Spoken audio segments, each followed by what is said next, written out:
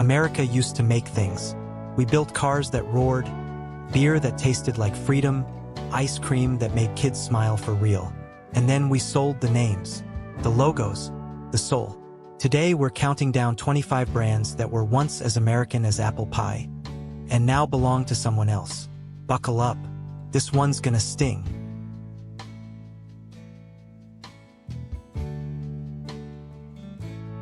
Budweiser, Anheuser-Busch InBev, Belgium.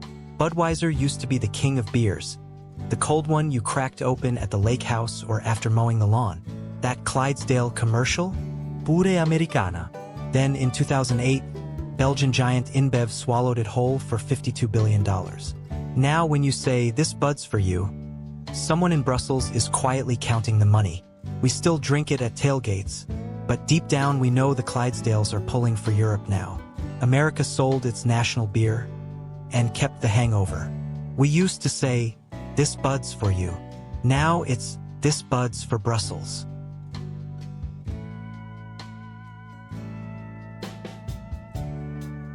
Jeep, Chrysler, Fiat Chrysler automobiles. Italy, Jeep was born in World War II, the vehicle that helped win the war and then conquered every muddy trail in America. Rubicon, Wrangler, the whole rugged, go-anywhere spirit screamed, USA. In 2014, Fiat, yes, the tiny car guys from Italy, took control. Now your Jeep soul is part Fiat. Next time you're rock crawling in Moab, just remember, the engine might be American, but the decisions are made in Turin. We traded freedom on 4 wheels for Italian espresso money. Built to conquer American trails. Now owned by the country that gave us Fiat 500.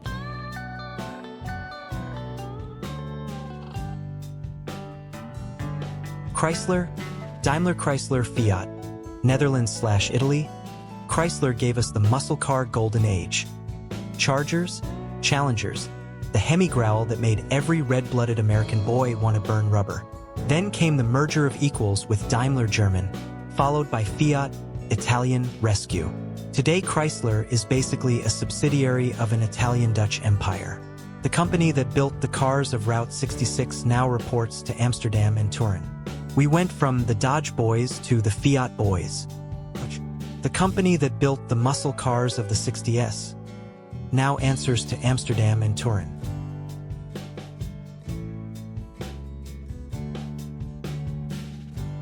Gerber, Gerber products, Nestlé, Switzerland. Gerber baby food was as American as strained peas and tiny spoons. Every 1950s, 80s mom trusted that little Gerber baby on the jar. In 2007, Swiss megacorp Nestlé bought it lock, stock, and strained carrots. Now when you feed your kid Gerber, you're feeding them Swiss precision. The same country that makes watches and chocolate now controls what American babies eat first.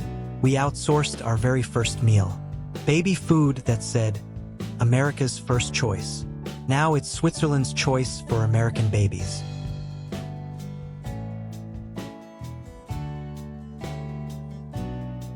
Ben & Jerry's, Unilever, UK/Netherlands. Ben & Jerry's was Vermont hippie heaven. Chunky Monkey, Cherry Garcia, peace signs and social activism in every pint. 2 guys with a $5 ice cream course made it an American underdog story. Then in 2000, Unilever, Anglo-Dutch giant, bought it for $326 million. The tie-dye vibes are still there, but the profits now go to boardrooms in London and Rotterdam. We bought the ice cream, they bought the soul. Hippie ice cream with peace and love. Now owned by a corporation bigger than most countries.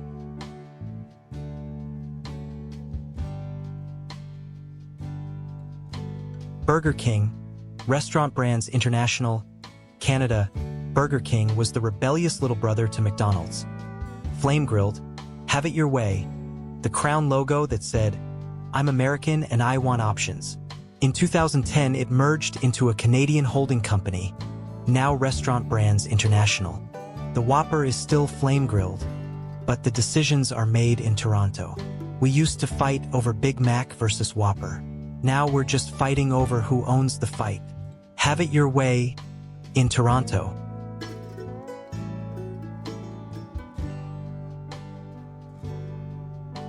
Alka-Seltzer, Miles Laboratories, Bayer, Germany. Alka-Seltzer was the morning after hero of every college party and backyard barbecue. Plop plop fizz fizz. Oh, what a relief it is. Pure American relief in a glass. Bayer, German, bought it in 1979. Now when your head's pounding from too many Budweisers, also foreign-owned, you reach for a German pill to fix an American problem. The hangover is domestic, the cure is imported. Plop plop fizz fizz. Now made by the same folks who brought you aspirin.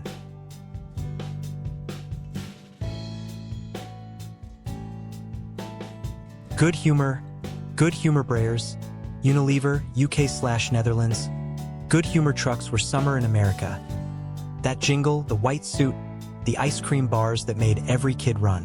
In 1961, Unilever bought it, and now the jingle plays for shareholders in London. The truck still rolls through neighborhoods, but the profits roll overseas.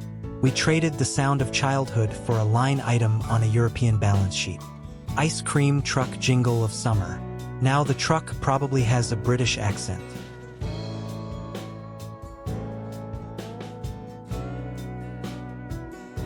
Hellmann's mayonnaise. Hellmann's, Unilever, UK/Netherlands. Hellmann's was the gold standard. Bring out the Hellmann's and bring out the best. Every American picnic, every BLT, every deviled egg. Unilever, UK/Netherlands, took it over decades ago. West of the Mississippi, it's still called Best Foods, but the owner is the same. We spread it on sandwiches, they spread the profits across the Atlantic. West of the Mississippi, it's Best Foods, but the owner is still across the pond.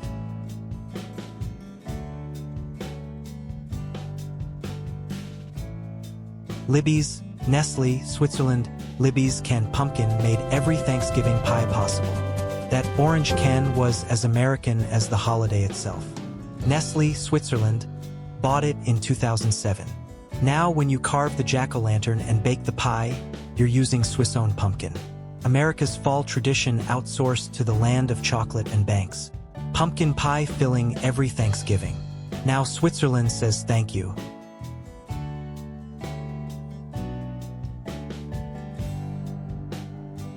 Frigidaire. Electrolux. Sweden. Frigidaire was the fridge every 1950s American dream kitchen had. Reliable, shiny, American-made.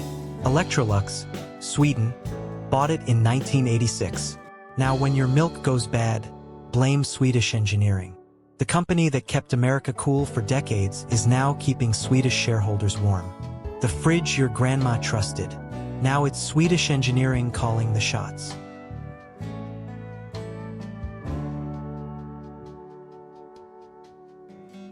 Purina. Ralston. Purina, Nestlé, Switzerland. Purina was the dog food your grandpa fed Rover. Your dog will love it, and you'll love him for it. Nestlé bought it in 2001. Now your golden retriever eats Swiss-owned kibble. The brand that fed generations of American dogs now feeds Swiss bank accounts. Man's best friend has a foreign owner. Your dog's favorite chow, now owned by the same people who own your baby food.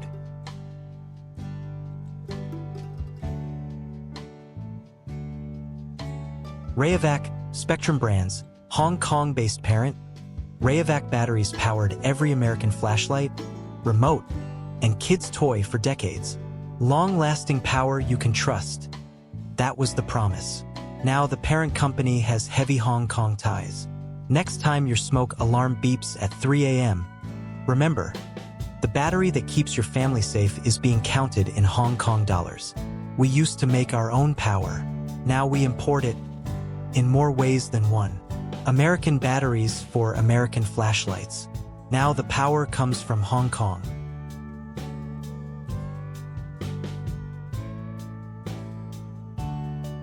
Smithfield Foods, Smithfield WH Group, China.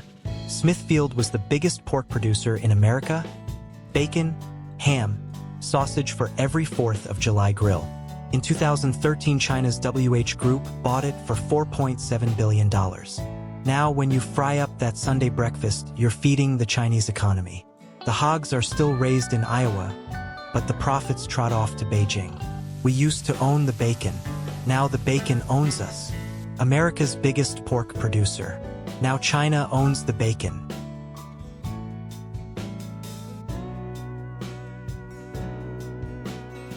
Tyson Foods. Significant foreign stakes. Various foreign investors.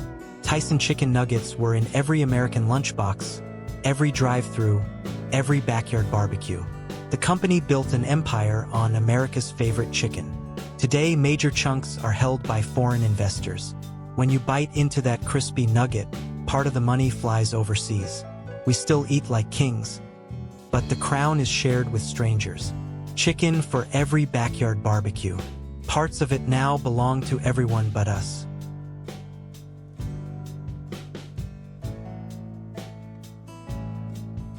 IBM PC division Lenovo, China.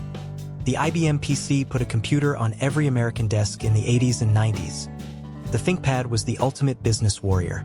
In 2005, Lenovo, China, bought the whole division. Now the machine that symbolized American tech dominance is designed, built, and profited from in Beijing. We invented the personal computer, then sold it to the country that mastered making them cheaper. The computer that put America on every desk, now made by the company that bought it.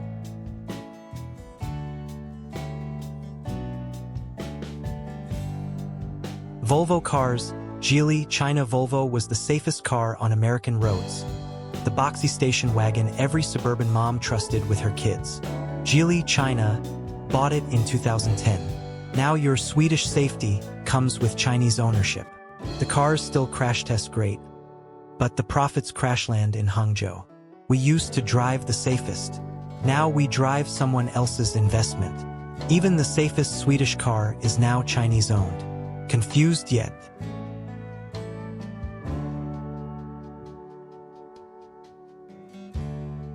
Anheuser-Busch InBev brands.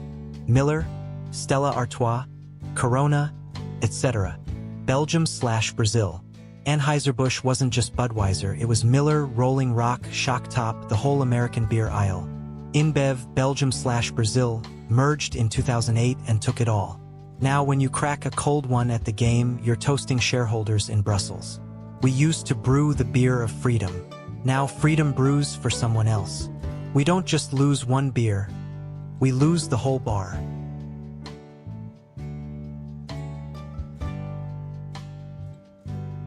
Nine Lives cat food. J.M. Smucker, but heavy foreign-linked shareholders. Morris the cat sold 9 Lives as the picky eater's choice. Every American cat had a can in the pantry. Smucker owns it now, but the shareholder base is global. When Morris turns up his nose at dinner, part of the money goes overseas. Even the cat food that said America's cat isn't all ours anymore. Morris the cat used to be American. Now he's corporate international.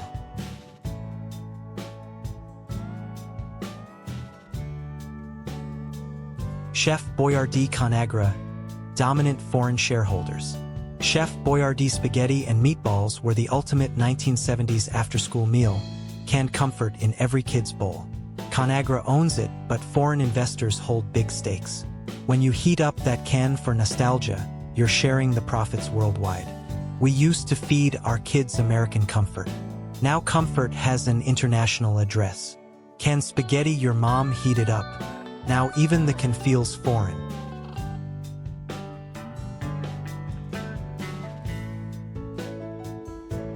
Danone yogurt, Groupe Danone, France. Danone yogurt cups were in every American fridge. Fruit on the bottom, cool and creamy. Danone, France, has owned it for decades. Now when you spoon up that breakfast, France gets the credit and the cash. We turned yogurt into an American staple, then handed the spoon to Paris. America's yogurt, France's yogurt. Same spoon, different owner.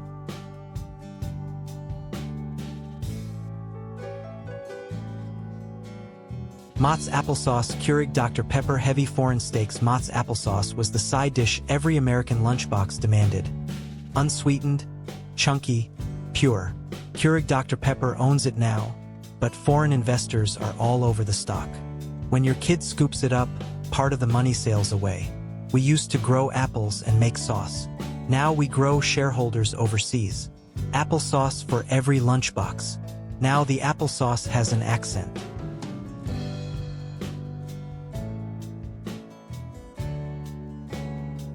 Entenmann's, Bimbo, Mexico.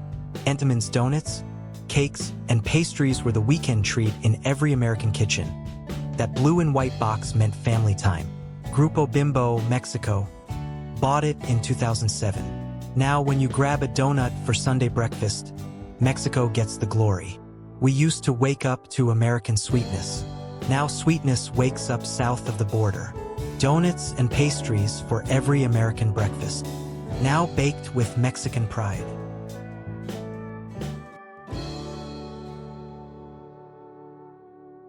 Thomas's English Muffins, Bimbo, Mexico.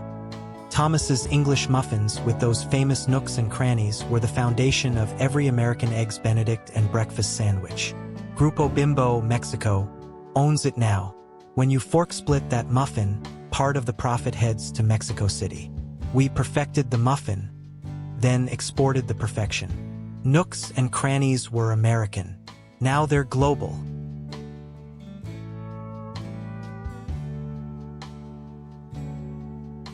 Hostess Twinkies, Apollo Global/foreign investors dominant. Twinkies were indestructible American junk food royalty, the snack that could survive anything, even a nuclear war, supposedly. After bankruptcy, foreign investors and Apollo took big stakes. Now when you eat a Twinkie, you're tasting American nostalgia, but the sweetness is shared globally. We made the snack that wouldn't die. Then we let foreigners keep it alive. The snack that could survive a nuclear war, but not American ownership. We didn't just sell companies, we sold pieces of who we are. Budweiser was America in a bottle. Jeep was freedom on four wheels. Ben and Jerry's was a little hippie rebellion in every scoop. And we let them go, one boardroom at a time. We still drink the beer, drive the cars, eat the ice cream. But something's missing. It's not just ownership, it's pride. Subscribe if you still believe America should own its own icons again. Because the America we cherish shouldn't have to ask permission from another country to taste like home.